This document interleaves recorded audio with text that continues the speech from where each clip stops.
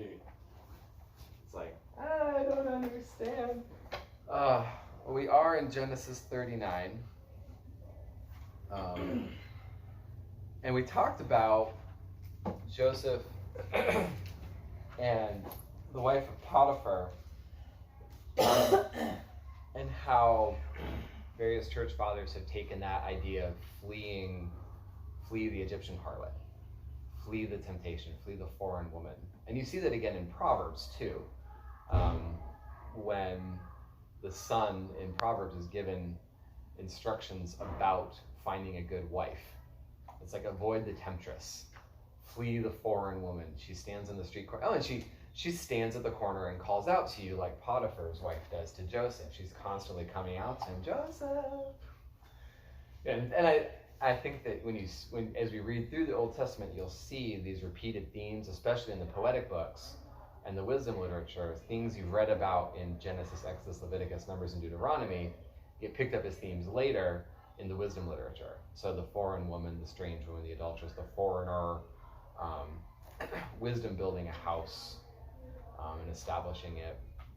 So it's really, I've said it before, but those first 5 books of Moses are so central for understanding the rest of the Old Testament and understanding the Gospels and understanding the epistles, because that's the wisdom that the first Christians were seeped in. A lot of them being Jews, in the Jewish tradition, you read the Torah throughout the year. You start in Genesis around New Year's, and then you read it all the way through to Deuteronomy. It's about 4 or 5 chapters a week, and you read it all the way through, and so you start back over again. And interestingly enough, when Jesus is tempted by the devil in the wilderness, his quotations, when he refutes Satan, his quotations are all from the same week's reading in Deuteronomy. But they're all from the same 4 chapters. And majority from chapter 6. But it's his lectionary reading. What did Jesus maybe just heard? He grew up reading in the synagogue. What maybe he had just heard before being baptized and being sent into the wilderness. It's fresh in his mind, this teaching from Deuteronomy. So again, central to understanding what's going on. I think Joseph gets picked up by the psalmist, and I think it's Psalm 61. I would have to look again. The psalmist lays out the history of Israel. And he spends a lot of time in Joseph. He sent one before you, Joseph, who went into the land, and all these things happened to him, and he prepared the way for your fathers to enter Egypt. And so Joseph becomes very important to the rest of the story. It's the culmination of the Abraham story. Joseph is the one who's going to open the door for the inheritance of the promised land. Abraham doesn't receive the inheritance. Isaac doesn't receive the inheritance. Israel doesn't receive the inheritance. Joseph is going to be the one who opens the door, because God tells Abraham, if you remember from ages ago, your descendants will be strangers in a foreign land, and they will be enslaved for, I don't know if he says specifically 400 years, or if he puts it in generations, but they're going to be sojourners and slaves before they inherit the land. Well, Joseph opens the door to do that. And if Moses is writing these books, and I would assert that he is, writing these books to the new Israelite people who are coming out of Egypt and going to the promised land, then he's presenting their history in a way that they can understand the way God has worked and is working now. What was the significance of 400 years of slavery? What was the significance of 40 years in the desert? What was the significance of our people? Why are we special? Where do we come from? And that's just, I think, important to, we're just talking about apocalyptic literature. Moses is opening, he's pulling back the curtain for probably history that was, at best, oral tradition, maybe some of it lost in 400 years of slavery. But also, I'll use the word mythological, and I don't mean fake. I don't mean a fairy tale. He's giving larger than life figures to look up to. In Jewish tradition now, they would tell you that Abraham kept all the commandments, even though he didn't know them. That he kept the entire law without knowing it. So Abraham, they would assert that Abraham, would have worn tassels at the corners of his robes, that he was offering specific sacrifices throughout the year to God. Because Abraham is this mythical figure. He is the prototypical follower of God. So they set up these great mythological figures. And again, I don't mean false figures. They're real. These things happen. But it's not just history. There's a deeper theological, spiritual meaning behind the different lives that we see here. And so Joseph, of course, is probably in Genesis the best figure we have for Christ. And I said this last week. Betrayed. He's one of, his brothers betray him. His 11 brothers betray him. Judas specifically betrays him, sells him for 20 pieces of silver. He takes his coat and he dips it in blood. All these things that point us to Christ. And then he goes and sojourns in Egypt. And he flees the woman. She grabs him by the cloak and he runs out of the house naked. And I remember which of our quotations it was, which one of the saints we were reading from said it's this kind of throwback to Adam. Adam is created naked and unashamed, and he sins and he puts on clothes. Joseph is fully clothed, doesn't sin, and flees the house naked and unashamed. I think that's fantastic. In the same way that the humility of Christ is also his glory. The cross always says the King of Glory. It's his most humiliating moment, naked, beaten, bleeding, dying on a cross. It's the worst thing that could possibly happen. And that's the King of Glory. It's the throne. It's all these amazing things.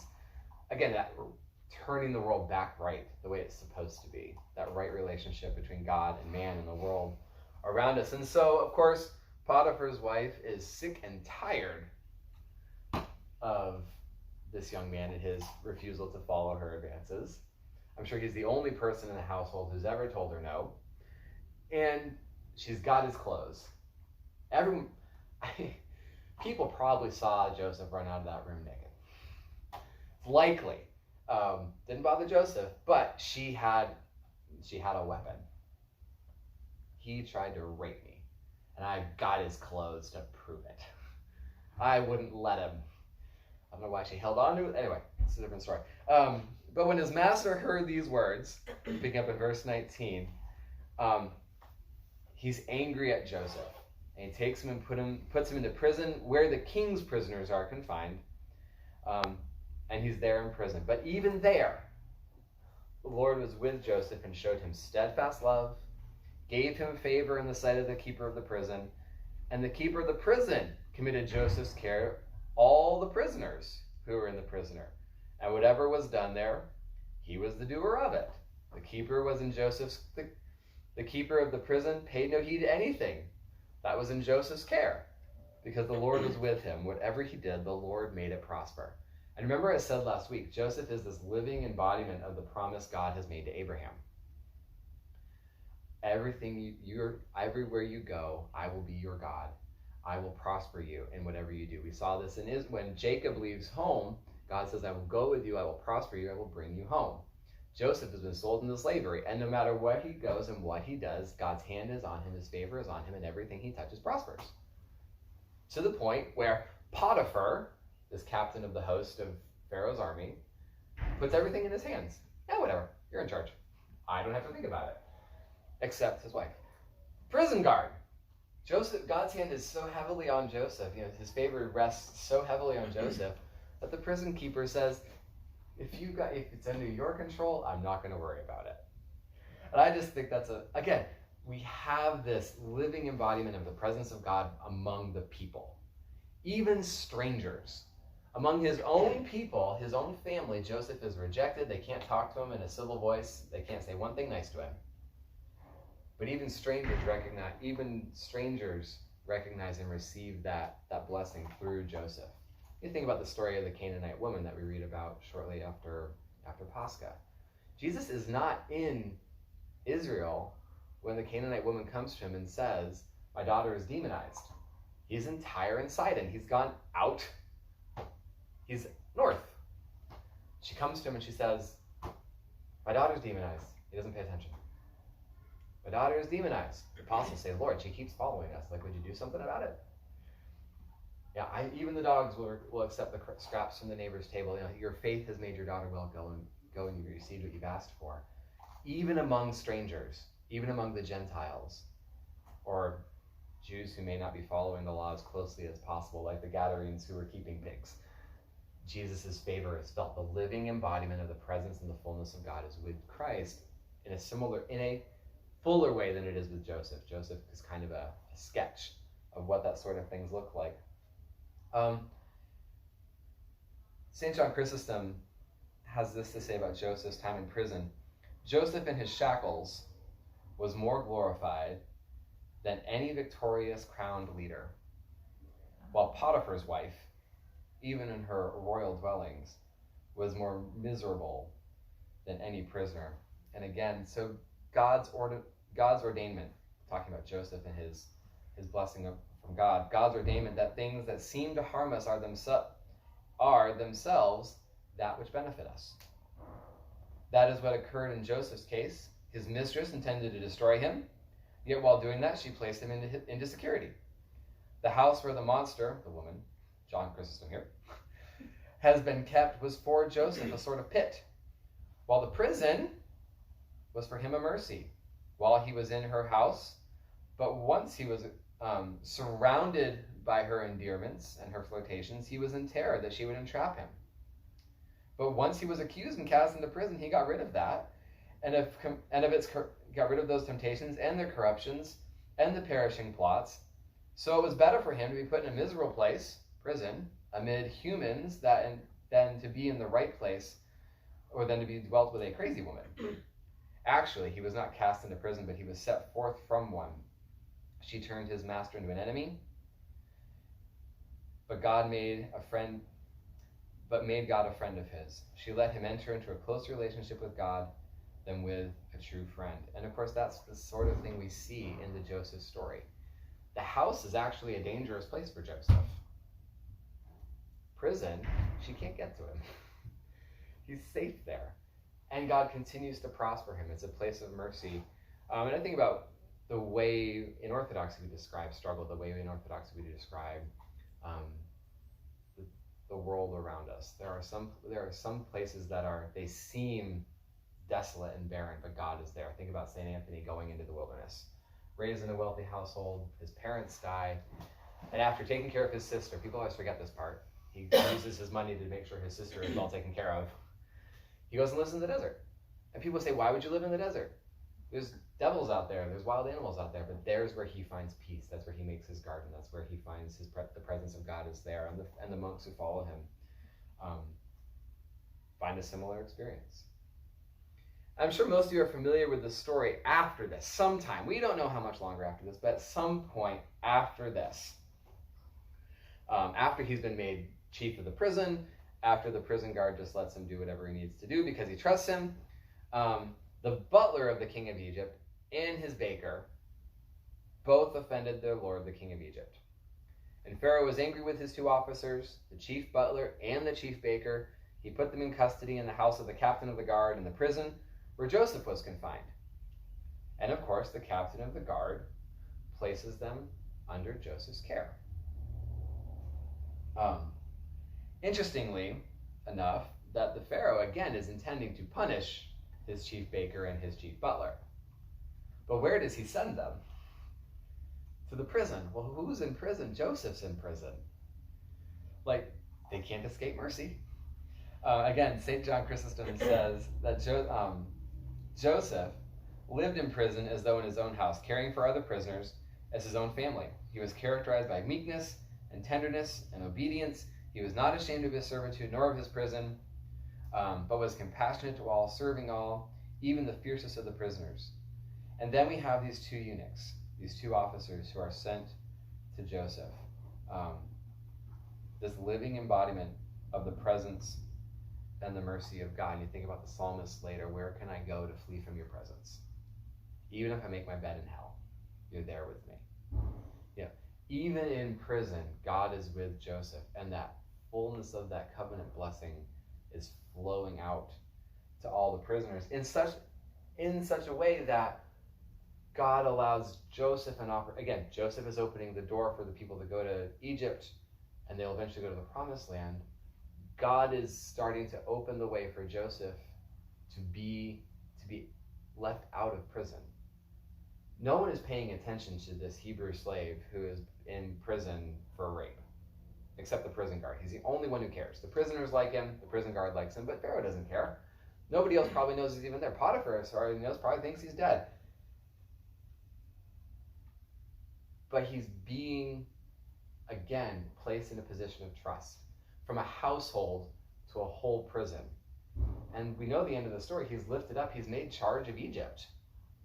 The only person who can veto Joseph's law is Pharaoh.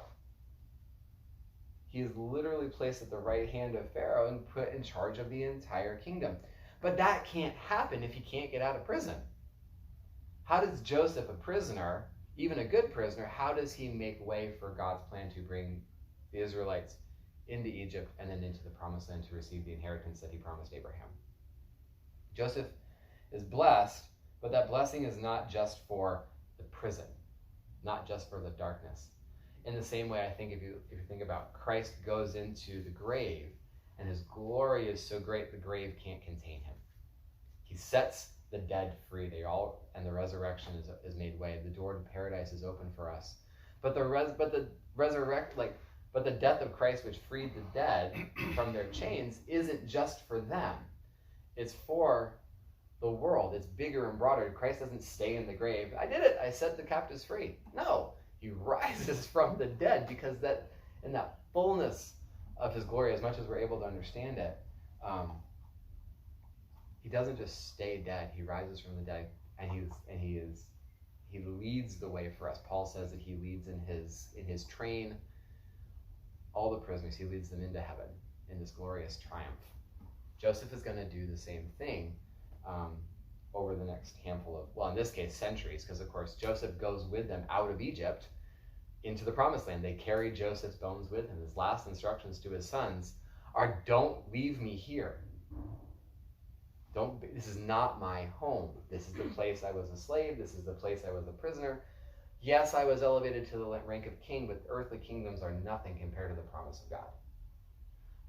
Sorry, this is a tangent, but I love that story. Don't leave me here.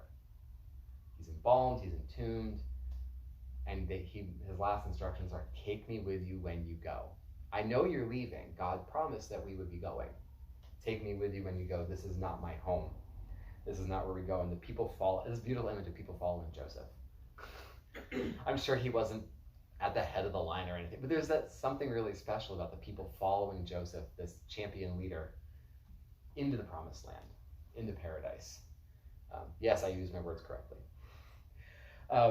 But God also renews this ability within Joseph to interpret and understand dreams.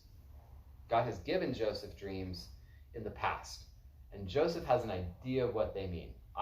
My sheaf stands up, your sheaves bow down. I'm in the middle of sun, moon, and stars, and they all bow down to me. These two men dream dreams. One, the butler, that he was serving, there was a vine before him with 3 branches. And as soon as it had budded, its blossoms shot forth, and the clusters ripened into grapes. Pharaoh's cup was in my hand. I took the grapes and pressed them into Pharaoh's cup and placed the cup in Pharaoh's hand. And then Joseph said, the 3 branches are 3 days. Within 3 days, Pharaoh will lift up your head and restore you to your office, and you shall again place the cup in Pharaoh's hand. But remember me when you get there. Remember who showed you this kindness. Don't leave me here. And then the baker's dream is expecting a similar kind of favorable thing, because he also had a series of 3. He had 3 cake baskets on his head. And then the uppermost basket with all sorts of baked food for Pharaoh. This is a good dream, right? I mean, like he's got 3 baskets of bread on his head. The top one has all of Pharaoh's favorite food in it, and the last guy just had a cup of wine. Like, I got a basket full of sweetbreads. This is going to be good for me. And then the birds come, and they peck out the baskets, and he can't keep them away. And Joseph said, in 3 days, Pharaoh will lift up your head from you and hang you on a tree, and the birds will eat the flesh from you. And on the third day, these things came to pass. And this is not an accidental that these two dreams take place and are fulfilled after 3 days. The one is lifted up, a new birth, a restoration to his place at Pharaoh's table. And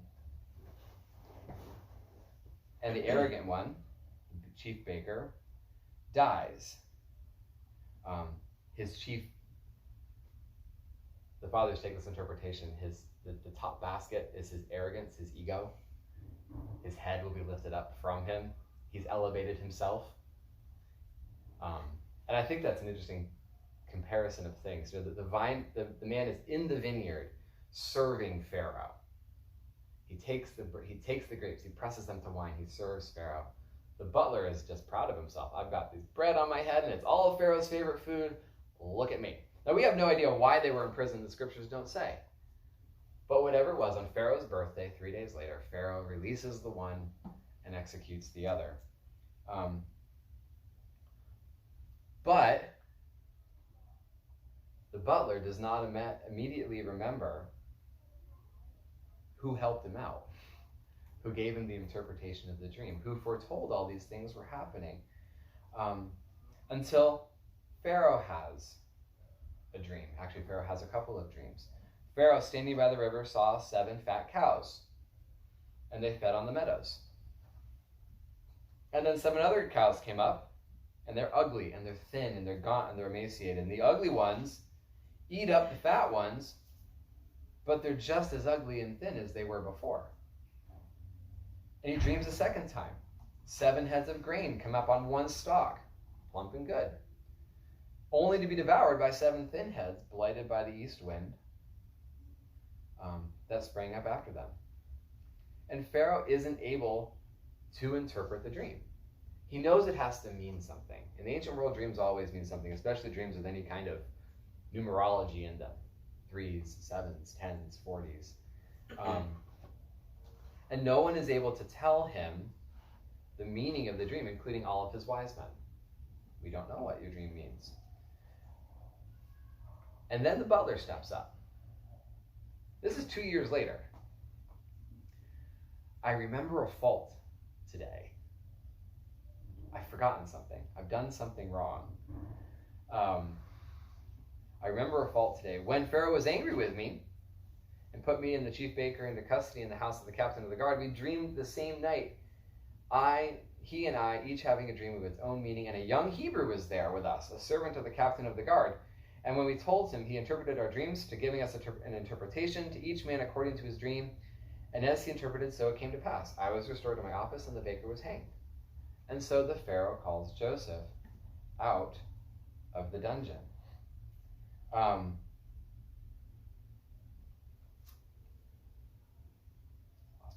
lost my tablet is being funny, so I'm trying to figure out. There have been other interpretations of these dreams of Pharaoh that have been applied to the church. The 7 being, of course, the 7 churches being a picture of the fullness of the church, and the 7 thin cows or the 7 bad grains or the blight from the west wind they've talked about as heresies and apostasy seeping into the church, the coming of the spirit of Antichrist. All of these things have been interpreted outside of the context of the story here. So that is how Orthodox Christians have interpreted these dreams of Pharaoh outside of Joseph's interpretation. That even from these dreams which were given to somebody else that had a different meaning, we can still learn some spiritual truths from them. Let's see if I can find that quote here. St. Hippolytus of Rome says that the Antichrist will blow from the east as scorching wind that burns the holy plantation. So the Antichrist attacks, together with his followers, the Church of Christ to corrupt it at the end times. And Origen as well takes an interpretation of the Antichrist as well, the spirit of Antichrist, which comes to try and seek and to destroy, to deceive even the believers if possible. And that's, of course, the warning of St. John? I forget now. You've heard that Antichrist will come in the last days. Indeed, he is already here. Indeed, there are many Antichrists. It's a spirit which denies the divinity of Christ. Maybe we can interpolate a little further. 7 7 cows and 7 ears and these spirits which deny the divinity of Christ. Well, what do we have in our church? We have 7 councils which establish this, like we establish these things about the divinity of Christ. That's from me. That's not from anybody else. That's just a thought that came into my head. Don't quote it.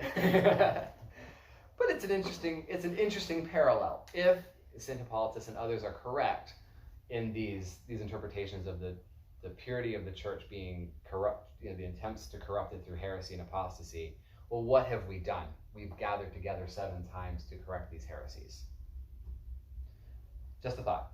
It's totally from me. It's not from anybody else. But if you're familiar with the story, Joseph is called to Pharaoh. Pharaoh tells him the dream, and Joseph says, this is the dream. This is the meaning of it.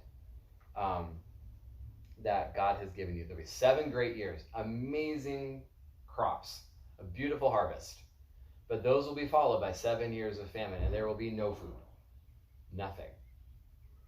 And he has this wonderful bit of diplomacy in which he says, I think if Pharaoh were, it is as I told Pharaoh. God has shown Pharaoh what he's about to do. These are the things. So this is let Pharaoh be wise. Let Pharaoh proceed to appoint an overseer to gather food. This is down verse 33, chapter 41.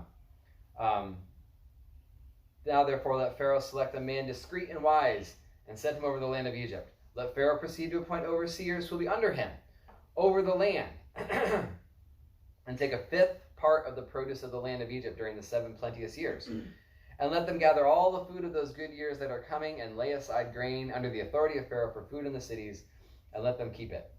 And we'll hold that food in reserve so nobody dies from the famine. And this proposal seems good to Pharaoh. Just have this moment. So Pharaoh should select somebody really wise, discerning, who could be a leader, who could take charge of the rationing that needs to take place.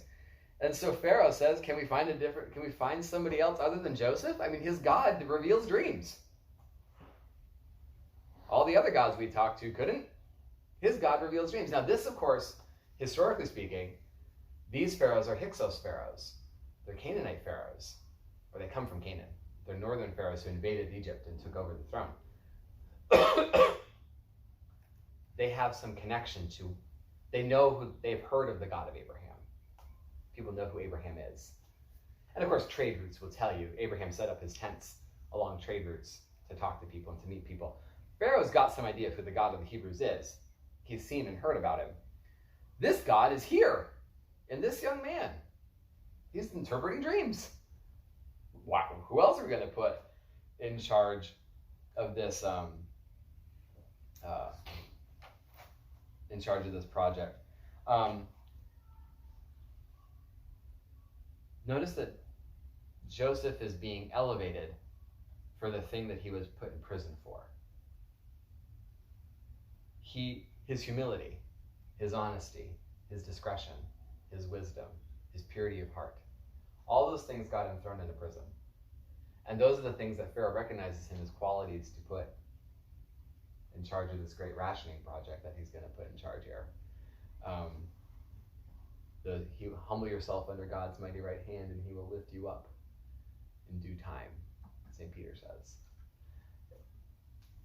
Humility is a fantastic virtue that I struggle with a lot.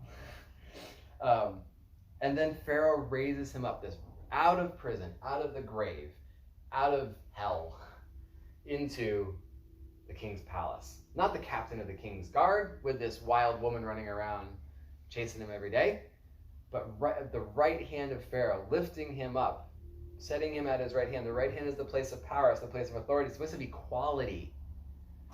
And he places the ring on his hand. Is one of the reasons why we place the ring on the right finger at a wedding ceremony. If you listen to the prayers of the rings, it's because Pharaoh put the ring of power on Joseph's right hand. Just saying. Who is this Joseph? But Christ the Lord, rejected by his nation as a king to reign over their hearts, to ordain their lives, to transfigure their depths. Who is this Joseph but every true believer who abides in Christ the Lord, to become rejected by his brothers and for his righteousness testified for by strangers? Pharaoh is pagan. He has no place. He's not connected to the people and the faith of Abraham, and yet Pharaoh recognizes the true presence of God in Joseph, and brings and sets him up and places him in a position of power, placing the signet ring, the symbol of his power and authority. Joseph can make laws and pass them in the name of Pharaoh, and only Pharaoh can say no. Pharaoh says, second to his word is law except for mine. Everything he says. And then he gives him this amazing name. I love it.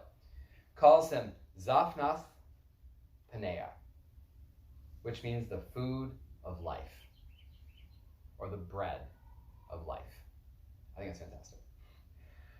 Again, it's a title truly fit for Christ, who says, I am the bread. I am the heavenly bread. I'm the bread coming down. Whoever eats my flesh and drinks my blood will abide in me, and I in them. The bread of life, the Savior of the world, the one who has been lifted up to draw all nations to him. You could keep going. You could just keep going, because what's going to happen after the 7 years of plenty and the famine hits the land?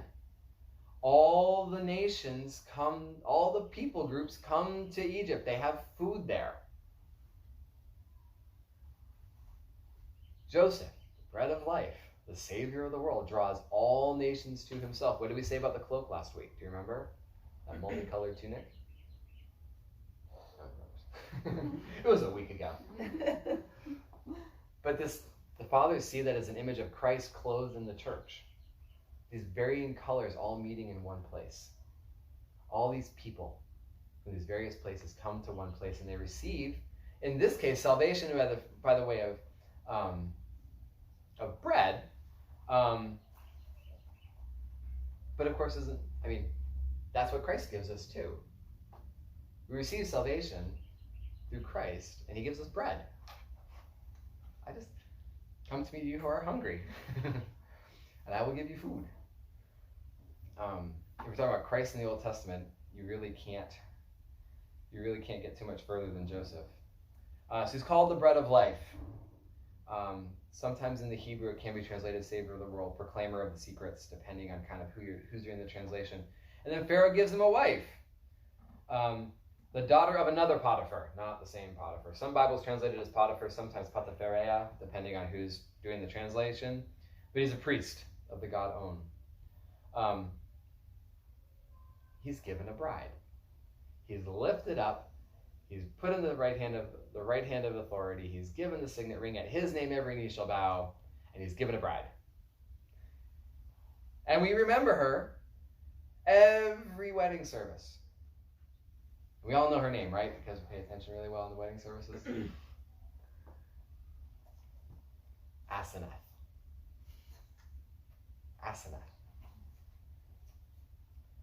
The daughter of Potipharah, priest of On, bore Joseph 2 sons, Manasseh and Ephraim. Joseph, one of the sons of Israel, will receive a double portion in the promised land. Again, this super abundant presence and fulfillment and the blessing of God. So the bread of life is given a bride, and she produces a double portion. Again, if we're going to extrapolate this out, as some of the fathers do, Christ, the bread of life, is raised to that position wherein every knee shall bow and every tongue confess that Jesus Christ is Lord, to the glory of God the Father. And he has given a bride, the church, and she brings with her the double portion, the Jew and the Gentile, the slave and the free, the man and the woman, the Greek and the barbarian. All are joined together in this wedding service, or this wedding ceremony. Christ and his church, Joseph and his bride. It's a fantastic picture. And then Joseph does what he says he's going to do. Pharaoh says, who can we trust? We trust Joseph. Joseph goes about it. And it's fantastic. It's incredibly successful. Again, the presence of God is with Joseph. Everything he touched prospers. And he's able to feed the nations when they come to him. Think about the feeding of the 5,000. They're in the wilderness. And in fact, even we just read this in school a couple weeks ago, the feeding of the 4,000. It's a different miracle altogether. But they're specifically following a teacher in the wilderness where there is no food. There's nowhere for them to get food. And Christ tells the apostles, well, how much food do we have? We have some bread and we have a couple fish, not much. We have 7 loaves here and a handful of fish, I'm not sure. Tell them to sit down, we'll feed them. And he feeds them. Out of the wilderness, out of the famine, out of the empty, even out of not enough. You can't feed 4,000 people with 7 loaves of bread and a handful of fish. Well, yes, you can. Apparently you can, but yes, you can. Exactly. How do you feed the world on 1/20th of 7 years' crops? Except that the hand of God is on Joseph and he prospers him there. The same way he was with Jacob when he was in Padan Haran. God increases his flocks and his herds. Jacob says, give me all the spotted sheep and goats. So God makes all the spotted sheep and goats have more kids and lambs. Give me all the, I'll take this one. And God makes it bigger and more. I'll take this wife. God gives him 2. It's just this presence of God, this fullness of his covenant blessing that he promised Abraham. If you will follow me, if you will serve me, if you will be my God, then I will be with you and I will bless you. And I will bring you into the land that I have promised you. Repeated over and over and over again. And then the famine hits home. All of a sudden it hits Canaan and they have no food left. They've got nothing left. When Jacob saw that there was grain in Egypt, Jacob said to his sons, why are you looking at one another? He said, indeed, I've heard there's grain in Egypt. Go down to that place and buy for us there that we may live and not die. This is chapter 42. That we're in here. Sorry. Excuse me. It's interesting that he is being called Jacob in this passage and not being called Israel. Up until this point, he's been called, ever since the name change at the river Jabbok, he's been called Israel. But the name Jacob is what is being repeated here. Again, this is a kind of more spiritual interpretation here. Jacob, the family of Jacob, the family of Israel, has lost Joseph. They've lost that presence of the covenant blessing of God in their lives. He's not being called Israel, which is where the fullness dwells. He's being called Jacob, kind of the people of God without the fullness of God. And we see this later on, of course, in the time of Christ. The Jewish leaders have the scriptures, they have the words of the prophets, they have these great rabbinical teachers, but they fail to recognize the fullness of God in Christ. And even we hear there's no prophet between the testaments. John the Baptist arises as this great prophetic figure preaching repentance and the coming in the kingdom of God. And the people, the religious leaders, hear him and say, well, who do you think you are? Again, a more spiritual interpretation here. If Israel represents the fullness of God's presence, the true Israel, Jacob is devoid of that. He's missing Joseph. So there's something missing here. Do you know what is the literal meaning of the 2 names? Israel means struggle, the one who struggled with God. And Jacob means supplanter or grabber. But if you're going to extrapolate these out a little further, Israel, the one who struggles with God, the one who has this, you remember the story, the angel tackles Jacob by the lake and he holds on to him all night and says, bless me, because he knows that's where the blessing is. He's going to hold on tight to the angel, to God. Jacob grabbed his brother's ankle and grabbed his birthright. And he's been grabbing wives and grabbing sons. Jacob is the grabber. He's grasping at things. And think that spiritual interpretation. What did the religious leaders ask John? Who do you think you are? We're children of Abraham. And John says, God could raise children from Abraham from these stones. Children of Abraham do what Abraham did. Children of Abraham have faith. You're grasping. You're grabbing. You're Jacob, not Israel. You're not the people of God. You've rejected that. Jesus even condemns them. You've exchanged the law of God for the traditions of men. Jacob, not Israel. Fun kind of interpretation. Jacob sends his sons into the world, down into Egypt. last resort, I'm sure no one always, Jacob has been saying, I'm going to stay in Canaan this whole time. And he's going to go. They've lost their source of life. They're dying. They've lost Joseph. They've lost the presence. God's blessing is not on him. They're experiencing famine. They have to go to the Gentiles. They have to go to Egypt. They have to leave the promised land and go to Egypt because that's where the source of life is. St. Paul says, from now on I will go to the Gentiles. Read Romans chapter 10.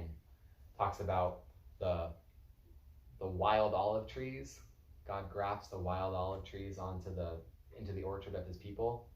And that there's envy between the Jews and the Christians at that time because God's presence, the fullness of God's promise, the messianic promises within the Christians, is found in the Gentiles, and the Jews have been actively rejecting it, as opposed to the ones who've chosen to follow Christ. And so they come to Joseph. They present 10 brothers, not 11, because he keeps Benjamin behind. I think you see, again, another spiritual interpretation you see is 10 brothers, 10 commandments. They come with all that they have. They come with themselves. Prior to Christ, the religious leaders, the Jewish people, they had the 10 commandments, they had the law, but they had it without the fullness. They had exchanged these things. You exchanged the law of God for your traditions. You've added on more stuff than God put in front of you. We're children of Abraham. We follow Moses. Do you really? Because Moses spoke of me, Christ tells the Pharisees. If you really knew the scriptures, you wouldn't recognize me because Moses spoke about me in every page. If you really knew, well, we've got the 10 commandments. Yeah, you do, but you're missing the fuller commandments. Read the Sermon on the Mount. Jesus takes the 10 commandments and says, this is what they really mean. You've heard that it was said, but I say. You're missing it. They come, 10 commandments, the law comes to Joseph for food, but they don't recognize it. He knows who they are immediately. It's been 21 years. He recognizes them immediately. I know my brothers. In fact, when he sees them, he weeps. He can't even talk to them. When they come with Benjamin, the son of struggle was what his mother wanted to name him. But his father said, no, it will be the son of my right hand, my son of power. That attachment to the fuller promise of God, that recognition of God's presence and his covenant blessing. When they come with Benjamin, all 11 brothers, the law and that spiritual understanding, Joseph reveals himself to them. And only through, we can't see Christ apart from the work of the Spirit within us. He tells that to Nicodemus. If you're a teacher of Israel, you don't know these things, but the Spirit of God has to reveal these things to you. Unless you're born again, you can't see these things. You can't understand these things. So when they come to him the second time and they bring Benjamin with him, he reveals himself to them in this beautiful picture of restoration, love, forgiveness, and redemption. And they think they're going to die. They're standing before the presence of Joseph, the one they betrayed and sold and tried to kill. And instead of having them executed, he lifts them up. Is my father still alive? Is everything well? Joseph remembers his dreams and all the times his brothers berated him and spoke uncivilly, could not speak to him in a civil manner.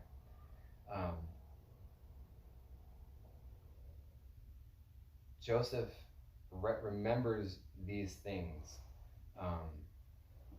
and embraces them, and then lifts them up and gives them land that they can keep. Interestingly, they come to Joseph after the food has run out. Christ says, come to me and you will eat and never go hungry. I'm living water, drink and never be thirsty. But they go to Joseph with just their 10 commandments, if you will. And they receive what they're looking for, but it doesn't last. It's unlasting. The scriptures without Christ are empty. They're wonderful, but many good heresies have come out of just reading the Old Testament and ignoring the Gospels. In fact, there's a story of a monk who was tempted by a demon to only read the Old Testament and just went mad. I don't remember the punchline of the story. Punchline's the wrong word. I don't remember the fullness of that story, but it's this like, he thinks he's following an angel's advice, but he ends up doubting himself. He rejects Christ. He rejects his abbot. He loses himself by only reading the Old Testament and reading it without Christ, without reading the New Testament. In fact, there was actually an instruction at one point, if you read Never read one book of the Old Testament without reading one of the Gospels. So you always keep Christ in your forefront as you're reading through the Old Testament. And whereas that first encounter with Joseph was rough, who do you think you are? You're probably spies. The second meeting with Joseph, when all 11 brothers are there, the ones let out of prison, they're all sitting at the table together. He sets a feast in front of them. He won't eat with them because Egyptians don't eat with Hebrews. It's kind of a thing. But he sets food and wine and drink before them and entertainment and all these things. And eventually, at the end of the meal, he comes out to them and says, don't you?